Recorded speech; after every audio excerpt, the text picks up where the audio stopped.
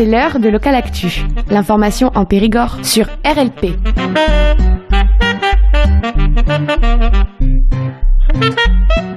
Notre invité aujourd'hui dans les studios de RLP, c'est Stéphane Lambert. Bonjour. Oui, bonjour Aïda. Certains de nos auditeurs vous connaissent comme un des animateurs d'une émission phare.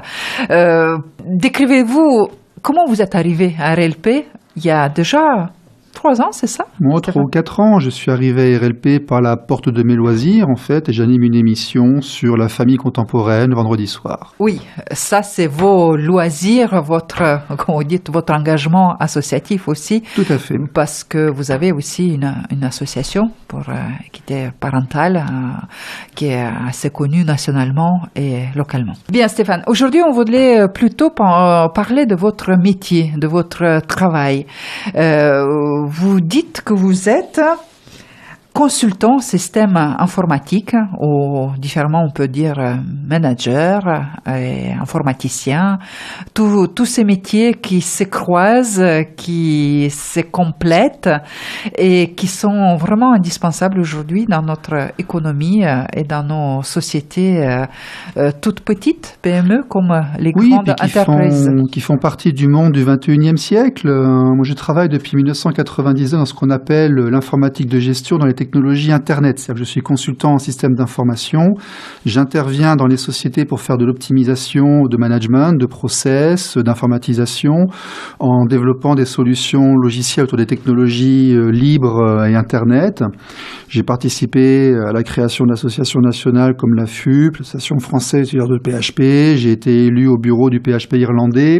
J'ai aidé à la mise en place du bureau du PHP de Bangkok en Asie. Et effectivement, j'interviens auprès de clients de diverses tailles. J'ai travaillé pour la Cour d'appel de Paris, pour la Direction d'affaires générales de l'hôpital de Paris, pour IBM, pour Orpi, pour Ergo, pour un certain nombre de sociétés françaises ou irlandaises. Et je propose des solutions aux gens pour les informatiser et les aider à rentrer dans ce 21e siècle et réussir la transition numérique. Comment vous avez fait le choix de votre métier au début, quand vous avez se lancé dans cette recherche de vos études? Est-ce que c'était vraiment votre passion? Ça Je suis tombé dedans quand j'étais tout petit. Le deuxième mari de ma mère était ingénieur chez Dassault à Bordeaux. On avait les ordinateurs qui arrivaient à la maison. Donc dès l'âge de 10-11 ans, j'étais en train de développer, de coder des jeux où des carrés tiraient des points sur des ronds. Parce que ce qui se passait dans les années 80, c'était comme ça. J'ai toujours aimé ça. Et puis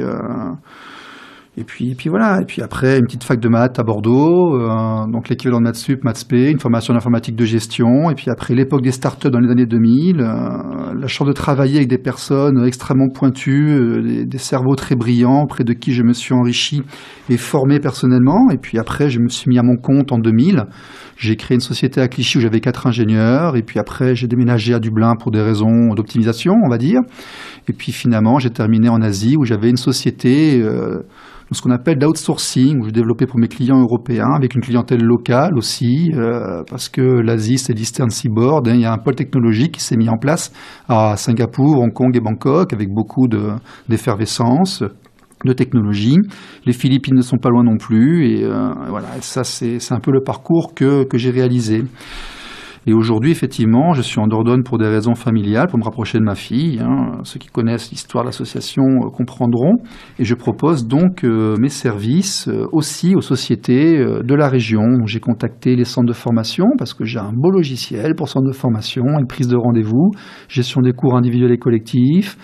Et j'ai un certain nombre d'outils dans la boîte à outils, comme ça, j'ai un certain nombre de choses à proposer aussi aux gens. Et l'immense avantage actuellement, c'est qu'on bénéficie d'aides qui font que pour tous les projets entre 10 000 et 150 000 euros, on peut avoir 50% de prise en charge. Là, c'est actuellement mis en place pour aider à la transition papier, arrêter d'utiliser le papier, passer en numérique, aider au travail à distance pour que les gens puissent travailler aussi depuis chez eux. Le Covid est passé par là. Nos vies ont été un petit peu révolutionnées. Beaucoup de pays comme l'Irlande, d'ailleurs, la Hollande était très impliquée dans le télétravail. Nous découvrons ceci depuis 2 ans. C'est une actualité dans laquelle, professionnellement, il faut aussi s'engager et s'investir. Et parfois, ça demande des outils pour tracer tout ceci, pour la gestion des emplois, pour pour nos charges, pour notre comptabilité, pour notre gestion, pour nos stocks, pour nos informations de manière générale. En vous écoutant, Stéphane, ça fait rêver. Vous avez voyagé dans le monde entier, on peut presque dire, avec ce métier-là. Et quand vous avez dit ce Covid est passé par là, et finalement, ce métier, on peut exercer n'importe où, même en Dordogne, en restant connecté avec le monde entier. Oui, c'est vrai, le monde aujourd'hui est devenu horizontal. Durant un certain nombre d'années, j'ai fait partie de ce qu'on appelle les cybernomades. C'est-à-dire que j'avais mon ordinateur portable, je me déplaçais un peu partout sur la planète pour des raisons d'optimisation personnelle et je travaillais à distance, je développais du code et des fonctionnalités pour mes clients. Alors, c'était étonnant parce que je travaillais pour le ministère de la Culture, de la Justice, pour des grosses cités parisiennes, depuis l'Asie ou depuis ailleurs, jusqu'au moment où j'ai pris des ressources locales pour grossir. Mais aujourd'hui, nous sommes dans un monde où la technologie fait que une simple connexion Skype, un TeamViewer pour voir votre écran. Et puis j'ai appris en travaillant avec un économiste qui avait fait partie de la commission Juppé que l'optimisation de société passait certes par la fiscalité, mais également par le management. Et je crois aux organisations modulaires de petites équipes et je crois effectivement aussi aux individus, aux individualités. C'est-à-dire qu'aujourd'hui, je fais quasiment tout quand je mets en place, par des organisations parallèles, par des choses qui existent sur Internet et l'optimisation, l'amélioration management, l'accompagnement des sociétés passe aussi par la dématérialisation et le fait d'utiliser les technologies actuelles. Oui, et c'est valable pas pour les grosses structures, c'est valable aussi pour toutes petites PME, n'est-ce pas, Stéphane? Oui, absolument, tout à fait. Je crois que dès qu'on a le besoin d'avoir, par exemple, le meilleur exemple, c'est un fichier Excel que vous avez qui a commencé à grossir et devenir incontrôlable parce qu'il y a trop de fonctionnalités, trop de données, de data à l'intérieur et puis qu'on ne peut pas y accéder à plusieurs en même temps. Déjà, là, vous êtes prêt à avoir un développement pour gérer vos informations à plusieurs, à distance. On appelle ça un intranet ou un extranet. Et donc là, vous êtes mûr pour entrer dans le monde de l'ERP, de l'informatisation, de la digitalisation. Autre solution, vous cherchez l'autonomie, vous avez des choses à vendre en circuit court, il faut trouver votre clientèle de manière directe, sans passer par un distributeur ou des grandes surfaces.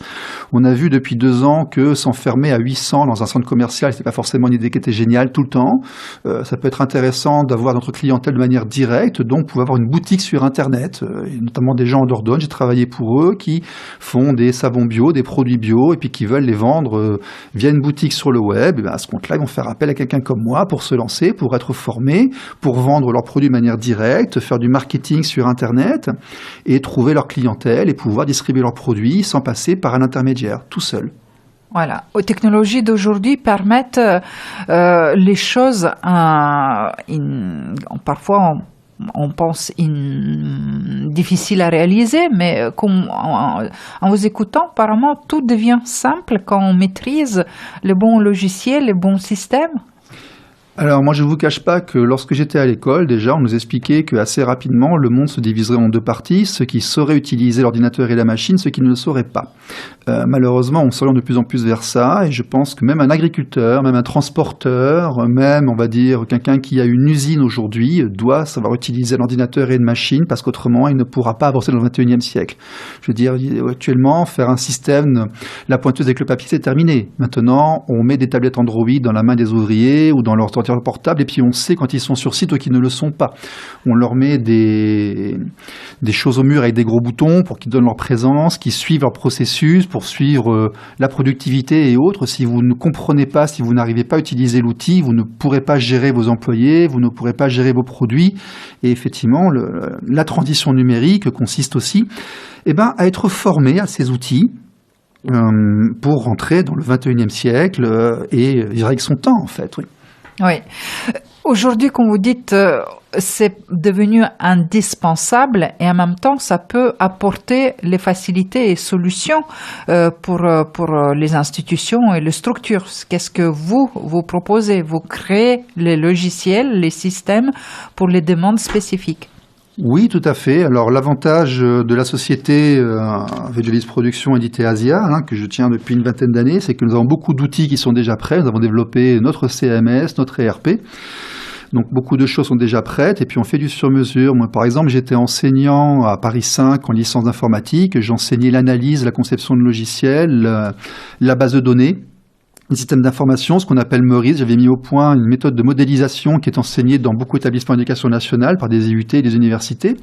ce qu'on appelle la conception de logiciels avant le choix de la technologie.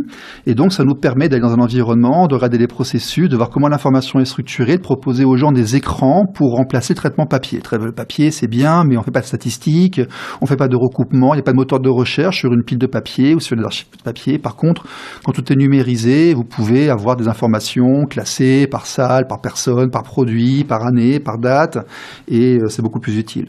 Oui. Votre société s'appelle IT Asia. Il y a un lien avec Asie. Vous avez les préférences pour le développement informatique de ce conteneur? Non. La société s'appelait IT Asia lorsqu'elle était à Bangkok et quand je suis rentré en France en 2014, j'ai gardé le nom pour garder le site internet. C'est un site qui avait eu notamment plusieurs prix au niveau design, certaines renommées sur le web, donc j'avais gardé le nom. La société initiale s'appelait Vediovis Production quand elle était à Paris. Et puis après, ce sont des étiquettes, mais derrière, c'est moi et mon réseau. J'ai accès à un très grand nombre de consultants de très très haut niveau, parce que je connais aussi les créateurs de la technologie, que j'ai fréquentés durant un certain nombre d'années.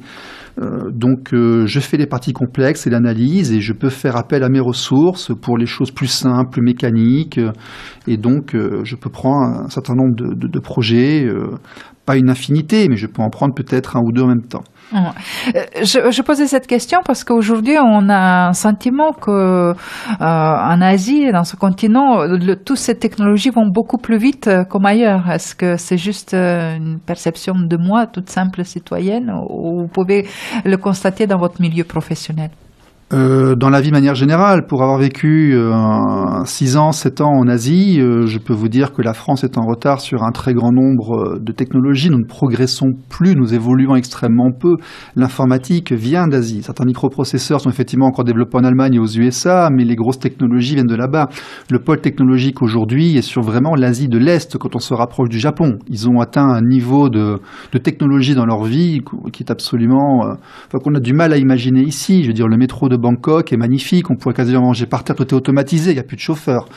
Qu'est-ce que je pourrais prendre comme exemple? Quand j'allais au cinéma, j'étais dans un cinéma 4D, le siège bougeait, on avait des sprays d'air comprimé près des oreilles, des lunettes 3D avec un relief soit en profondeur dans le fond de l'écran, soit qui venait vers nous.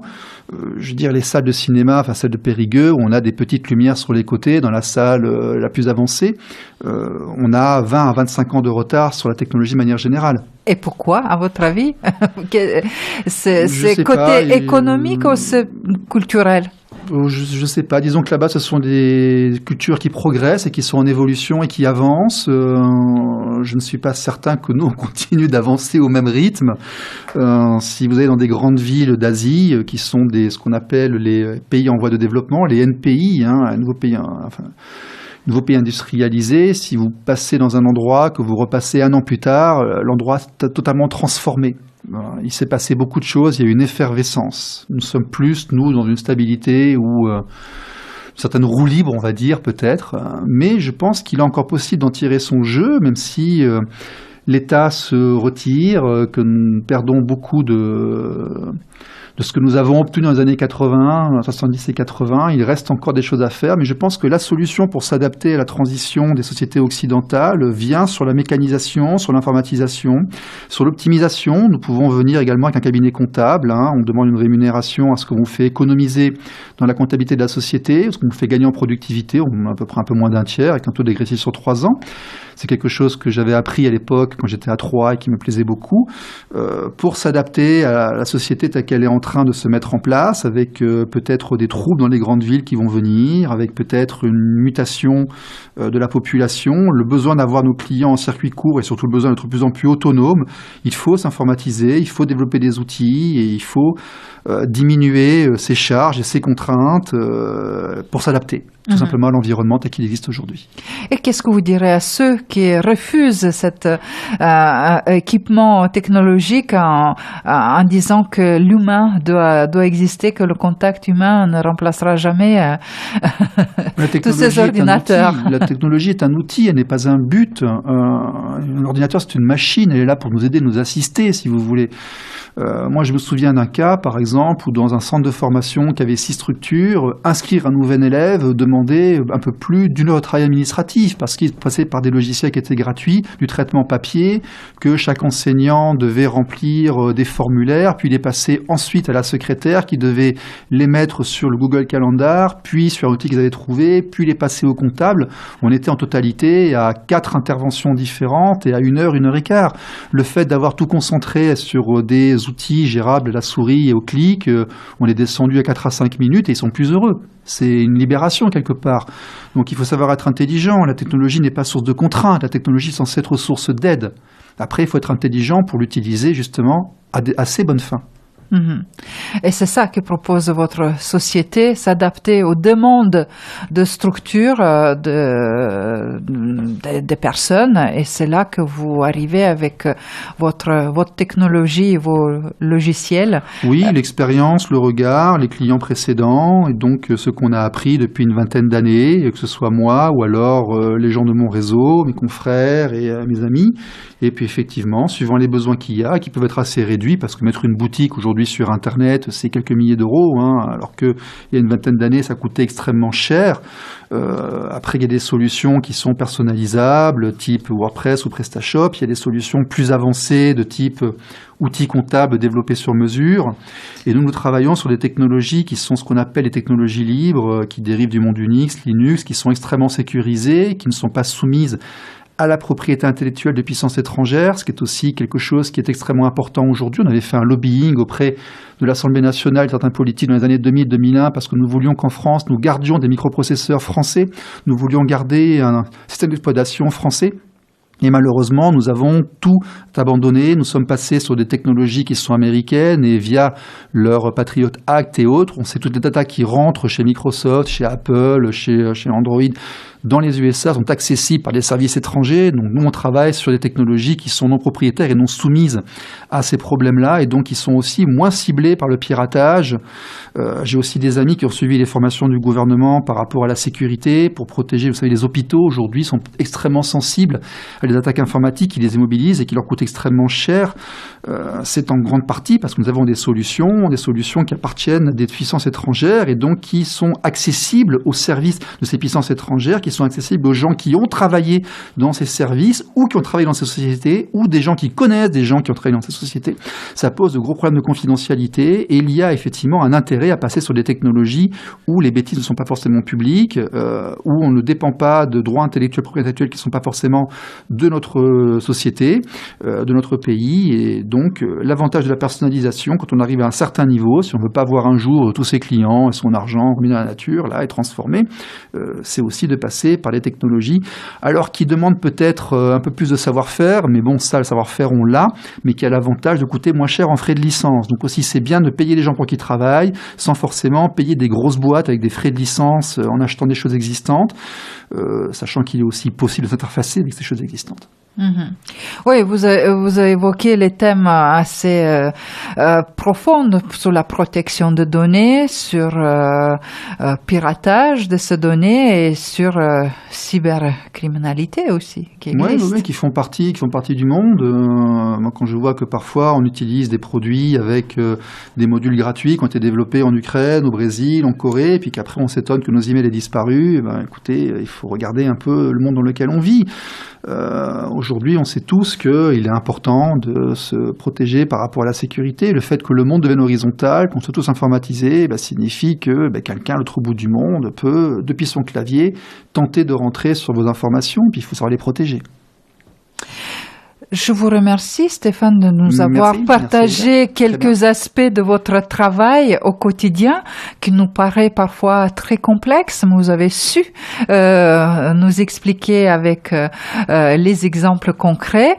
Et ceux qui voudraient s'adresser vers vous, je pense qu'ils peuvent contacter la rédaction de RLP et on transmettra tous les coordonnées nécessaires. C'est très simple, Vediovis, VEDIOVIS, Vanessa Daniel Vanessa.fr, qui est effectivement mon CV de consultant avec mes publications et mes enseignements, et autrement itasia.com, IT comme information technologie, tiré le moins du 6, asia.com, qui est le site de la société où on trouvera un certain nombre de produits. On a fait des choses avec du GPS pour tracer les véhicules.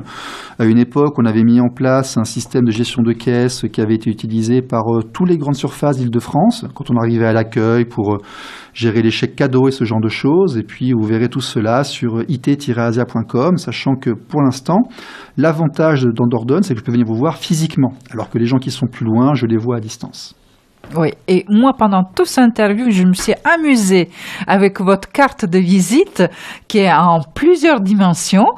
Ça aussi, pour moi, c'était comme un gadget. Mais oui, c'est très rigolo. 3D, c'est quelque chose qu'on avait inventé quand on était à Bangkok. J'avais trouvé un fabricant qui faisait des choses en plastique avec un filtre 3D. On demandait quelle était la résolution. Effectivement, il arrivait à écrire de manière assez petite dessus. Ben, je lui ai dit, écoutez, pour tout ce qui est networking et échange de cartes de visite, je voudrais ceci écrit dessus, puis un découpage de temps sur temps. Et j'en ai fait des cartes de visite et effectivement, elles ont un grand succès. C'est attirant. Merci Stéphane Lambert. Voilà, je rappelle que vous êtes en Dordogne. C'est pour ça qu'on vous avait dit on peut vous trouver réellement et parler à vous réellement comme nous faisons ici dans le studio. Consultant, système informatique et manager. Merci.